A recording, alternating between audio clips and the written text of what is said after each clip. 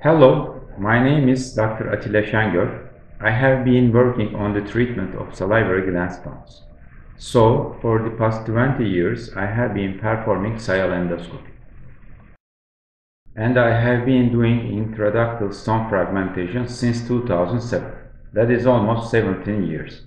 Salivary gland stones come in a wide variety of sizes. We generally consider stones over 5 to 7 millimeters to be large stones. In these cases, there is not much chance of treatment with sialendoscopy alone.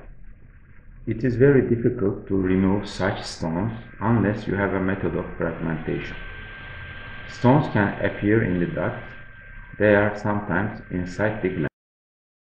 If there is a large stone inside the gland, it is usually recommended to remove the entire gland. But here I want to show you that I can remove such difficult stones by breaking them into pieces. I have prepared videos before. There are videos of breaking and removing stones of various sizes, but this is a very large stone. I will highlight this case in particular because I want you to understand how we can work and at what level we are. Now let me introduce the case. This patient is a 20-year-old man. He presented with inflammation in the left submandibular gland. He received antibiotic treatment 15 months ago. However, he had recurrent swelling for the next 11 months. The patient was then recommended to undergo a gland resection at a center. Finally, he was referred to me by a colleague to see if there was a chance for sialendoscopy. Upon examination, the gland and the stone were palpable on the left side. A viscous saliva was coming out of the salivary duct orifice with massage.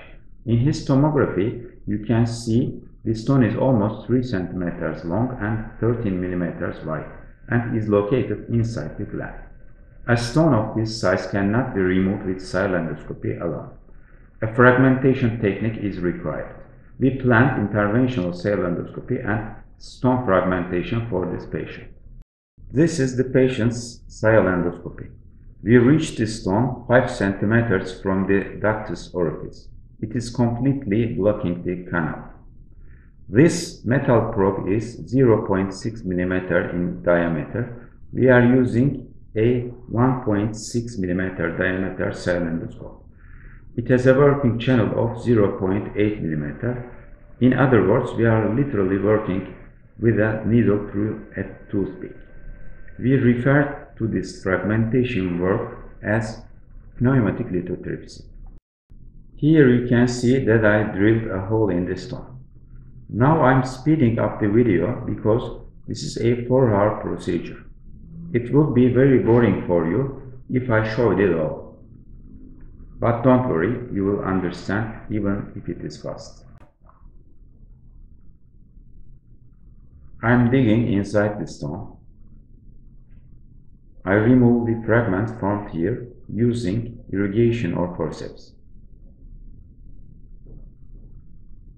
I did not include this effort here to avoid making the video longer.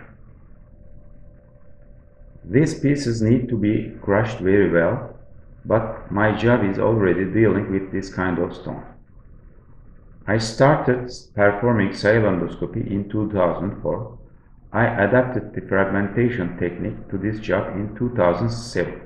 So, since 2007, which brings us to 2024, I have been doing this for 17 years. The hidden parts of the stone start to turn and become visible in the duct. Normally, if we say the duct is 2 to 2.5 mm, this stone you see is a huge one. As a result, some parts are hidden. But as I work, they become visible in the duct. The stone fragments need to be very small because they have sharp edges. If they are not small enough, they can scratch or damage the duct, which could lead to the procedure being halted or terminated. I am fragmenting them thoroughly, as you can see here. This is definitely a challenging procedure. It is even more difficult than gland surgery. But everyone has a different job. This is mine. I make the pieces smaller so that they don't cause any scratches when exiting the duct.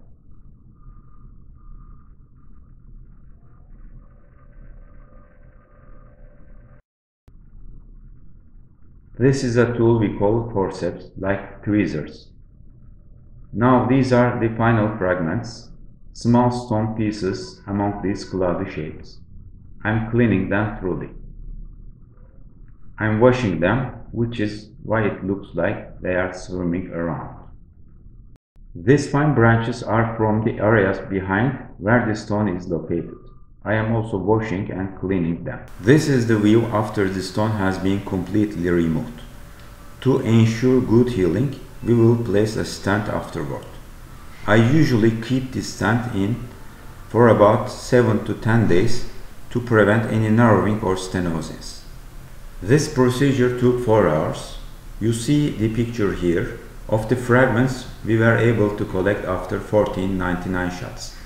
Pay attention again to where the stone was. It is visible within the gland. Although it is very challenging to remove a stone like this endoscopically, it is not impossible. You can also check out the other videos I have prepared on this topic and especially my website. Whenever I get chance, I will try to prepare new videos and share them with you. This way, you will see what types and sizes of stones can be treated through this procedure. Thank you for watching. Have a good day.